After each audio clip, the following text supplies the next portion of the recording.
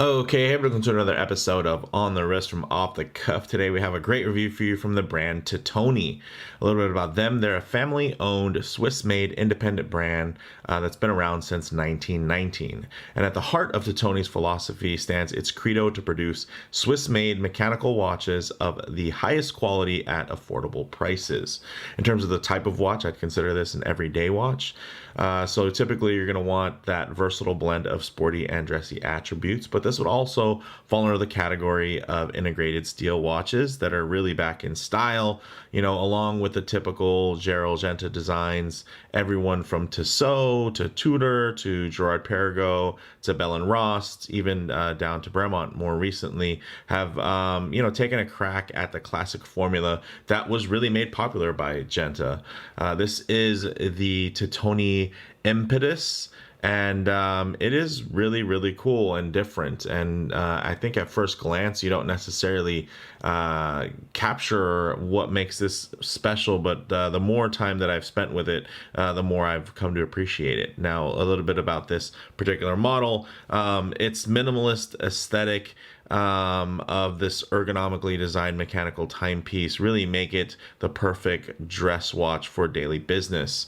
And it's the name actually is defined as the force that makes something happen or move. And I think that was a really keen choice for this because it is something that is, it's on the move with you. It is dressy, but it's also ready for kind of your daily business adventures. So yeah, this one definitely kind of snuck up on me, and I do appreciate Titoni for sending it in. So with that said, let's go ahead, zoom the camera out, get this piece in hand, and take a closer look. All right, guys, so some of the things that are probably jumping out at you right now, it's this bracelet. Honestly, it is a marvel. This thing is gorgeous, and you really can't appreciate it until you see it in the steel. The sides of the bracelet are brushed, and then the links are brushed, but then they do have this beautiful flowing bevel that goes down, and you can see these are really smartly articulated in terms of the bracelet itself. So it's going to have a beautiful drape on your wrist.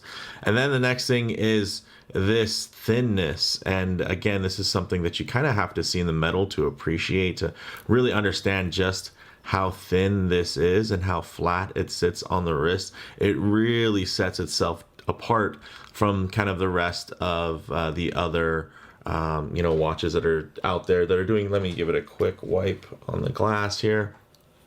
That are currently available on the market. So that's kind of the big thing. Bracelet, really well done. Thinness, top shelf. And then you get into this dial, which I think can be a bit divisive. Some people are going to see this as being a bit too dressy and formal, because they do see the more sporty kind of exterior. It's something that kind of has grown on me. I think this hatchet pattern is actually really cool and different. And then you do have, of course, the applied indices. You do have Roman numerals, which aren't something that I typically would look for on a watch, but I think they do really suit this watch, and it helps add to just give it a more modern feel. This doesn't feel ultra vintage inspired, which I think is a good thing because I think that space is really heavily crowded. So this really feels more contemporary and more right now in terms of its styling. But it's still classical, right? So it doesn't have to be vintage to have a classic look. It can still be kind of more forward thinking, and of course, that is definitely described within the design language of this. Let me just give it a quick little dust off there. So getting into the some of the details here, this actually goes for $12.50 direct from Titoni, and for some of you that's going to sound like a lot of money, and for others of you, you're going to be saying, oh well, that sounds like a really good deal, commensurate of the quality that I'm seeing here. I think it's definitely a fair deal, especially when you consider what else is on the market. Yes, there are brands out there like the Tissot PRX, which are closer to half the price, but that is a much more flawed watch by comparison. I love that watch. I own that watch, but this one definitely has way less compromises in terms of its aesthetic, its design, and its ergonomics. So, I mean, pretty much in every measurable way, this is going to be a bit better in terms of the way that it's executed, in terms of the way that it's designed. So, pretty much the full gambit. In terms of the size, it's 39.5 millimeters. And it's only 8.3 millimeters thick, guys. 8.3. No, not just under 10 millimeters, under 9 millimeters, barely over 8 millimeters. So that is something to really appreciate in terms of the thinness here. That is very, very svelte. And part of that is, of course, the movement choice, guys.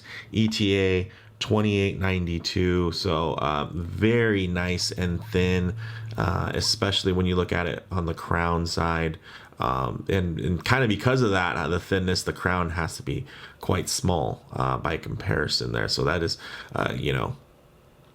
one of the only few trade-offs here is to get that thinness. You do have to have a pretty small crown. So for those of you with bigger fingers and stuff like that, you might find this a little bit harder to use, although I will say that it is really sharply done. So getting traction won't be an issue on this one. It's really going to be, of course, it's smaller, so it does have to be a little bit sharper to the touch for you to be able to get that traction. So that's, again, a bit of a trade-off there, but it all works functionally. And then, of course, from a form factor, it looks fantastic. The lug to lug on here is 43 millimeters, and that would be just kind of counting end to end on the case, not counting this kind of first leading end link, which some of you might consider kind of well, I should count that, but at the end of the day, the lug to lug is the lug to lug. If I start measuring off of the end link and here and there, then there's really not a standard. So I will say that the end, case end to case end, it's going to be 43 millimeters. This is all 316L stainless steel, brushed and really beautifully polished. It does have a flat sapphire crystal with AR coating, which does help. I think it's more of a clear AR coating, so it's not going to necessarily give you a lot of kind of color play in the reflections. It's going to seem quite clear. But for the most part, when you're looking at this watch, you do get a great look directly through that beautiful flat crystal. The bezel is fixed and nicely polished. You can see it does have a nice little kind of bit of contouring to it. They didn't really skimp out anywhere. There's just a lot of fine details. You can see the bevel across the top of the case. Very nicely done. Push-pull crown, so this isn't screw down. It is signed though, and then for this particular movement, the accuracy is checked within 5 positions, so it's running really well. They don't advertise a particular range, but of course do know that the 2892 versus, let's say, 2824 typically is going to have tighter tolerances in timekeeping in general. And then judging by kind of the quality of this one, I would expect that you guys will probably see similar, timing to what I'm seeing, which is, I want to say, plus or minus 2 to 3 seconds a day, which is not bad at all. Now, nicely on this side, even though it is very, very thin, you actually do get a display case back, and it doesn't look like it would have been that much thinner if they would have gone with a flat case back. So I like that they went that extra step, because it does kind of give you that connectivity, of course, to mechanical movement and, not worrying about batteries. And there's that bit of romanticism that goes along with that piece. Now you get into this dial, you do have that great hobnail pattern of the blue slate color, which picks up some nice grays in there. It's a very unique blue. It's not, this deep navy, but it's not a bright pastel blue. It's somewhere in the middle. It has such a nice little kind of satin sheen to it. It is very different, and I do like that. It almost takes on, again, a lot of gray tones, with just kind of a blue slate kind of over hue that touches in as well. The hands are polished. You do have the date at 3 o'clock, which is nicely framed. And also you're getting lume on the hour and minute hands.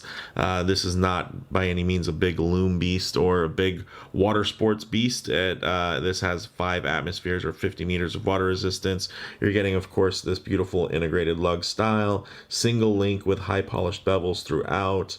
It goes from about 24 millimeters at its widest point down to 19 millimeters, and you can see the way that it's going to drape across my fingers. So that means it's going to be comfortable when you're taking the watch on and off, as well as when you're wearing the watch. So really beautifully articulated, well engineered from that perspective.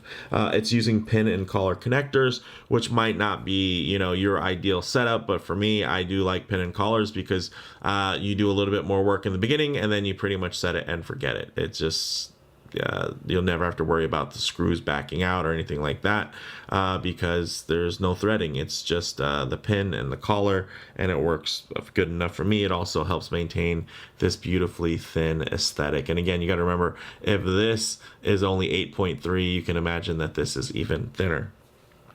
You do get a push button deploying clasp here, and it is nicely signed.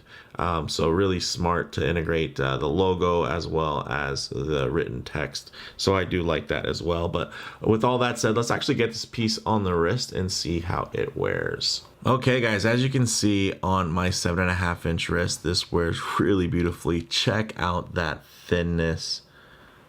My goodness, that is just fantastic. And you can see the way the light rolls off of this bracelet. I love how organic it is. It does have those contours. They didn't just kind of take an easy way out and do some type of flat brushing.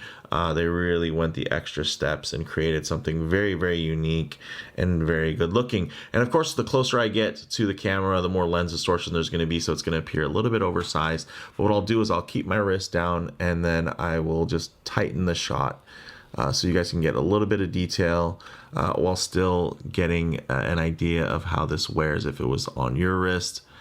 You can see again, this thin profile is really spectacular, guys. It just sits beautifully flush on the wrist and it just wraps. And again, that's something that is not really gonna happen for a lot of these style of watches, unfortunately. A lot of these watches that you see, this kind of integrated Gerald Genta style, kind of porthole style watch, there's going to be a certain aesthetic it will capture, but not necessarily the same on your wrist. Like a lot of those watches do look really cool in hand and in the flesh and in the steel, but I will say that this is one that takes it an extra notch, and it actually does have that beautifully luxurious wear profile in terms of it being engineered for the wrist and not just something that is going to look great in an ad or in a boutique window. This is something that, my gosh, I mean, look at that. That used to be a thing, back with watchmaking in its early days, is how thin can you make it? How much can you squish in to the smallest, tightest footprint? And that's something that I still do get impressed with in terms of, hey, being able to have that beautifully thin profile, guys. And again, seeing that bevel that starts up on the case work its way down, it is really, really a sight to be seen. So with that said, although this doesn't have a lot of lume, we'll go ahead and set up for some lume shots, low light transition, and closing thought. Okay, let's go ahead and hit the lights here. As you can see, just the hour and minute hand loomed, so not too much to work with. But I will say, because of the high polished indices that are on there, the light is going to catch. And as you can see, very low light conditions, still quite legible. Check that out. You're seeing the light just kind of grab and play with these reflections in a really interesting way. You do have, of course, that outer track that's grabbing the light in different ways, as well as the indices themselves, which are capturing light and reflecting them in different ways. But you can see that it is still quite legible, of course, apart from pitch black, but there's a wide range of viewing that you're still going to be able to get in less than optimal lighting, which is typically where you're going to be at, right? Whether you're, coming in and outdoors, walking underneath overhangs or the shade of a tree, maybe spending time in your favorite automobile, it is nice to see what these colors, textures, and finishes render like in less than optimal lighting, to even include some harsh lighting, which typically could expose any type of production defects. But you can see here, my goodness, this is whether you're looking at the way that the light just uniformly glides over the brushing on the bracelet, or the way that the dial is playing. So you see that beautiful hobnail patterning in the center of the dial, and then the nice sunray patterns, as well as that little minute track there, not pushed all the way to the outside, just giving it a nice accent, also tying into the text on the dial. So there's a lot to really enjoy. And again, this isn't a watch that I would have designed out of my head for my ideal watch, but it's one that definitely, when I see it, the more time I spend with it, the more I kind of appreciate it. And that's not something you always get with a watch. A lot of the times it can kind of be the opposite affair, where you're instantly kind of drawn to it, and then you kind of, interest fades. And I'd say that one really great thing about this watch is that your interest peaks at the right time. Actually, let me give it a quick little, there you go. You might start off, wow, that's a really cool looking watch. I like the thinness. I like the bracelet. And then kind of the more time you spend with it, the more time you wear it, you just find these other little ornate details that really are quite enjoyable. So for me, guys, getting into kind of the closing thoughts, this really wears like a dream, super thin and low slung. It just really hugs the wrist. It's very highly finished with that beautiful hairline brushing over smooth contours, accented, with these visually sharp bezels. And I say visually sharp because it doesn't feel sharp or unfinished to the touch. In terms of model variants, definitely check their site links down in the description for options and availability. And then when we get into kind of comparable models, more and more integrated steel sports models are coming out, really trying to capture that luxury aesthetic. But the Impetus really captures more than just the look. Again, it gives you that luxury-like feel in a slim and compact, less derivative package, which is nice. Like, yes, this does have a classic look, but you shouldn't really confuse this with a Royal Oak, or with an Overseas, or just any one of the many iterations of, a Gerald Genta kind of porthole style steel integrated sports watch design.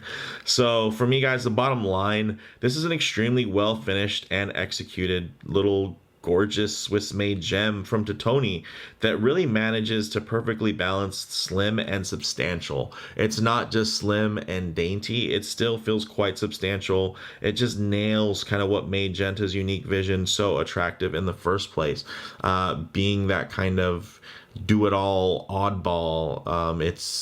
It does feel robust, and it does feel substantial, and it feels like something pretty expensive on the wrist, but also just really smooth and just well wearing. So with all that said, let me know what you guys think in the comments below. If you like the video, please do it like, and if you haven't already, please subscribe for more content just like this. Thanks, guys.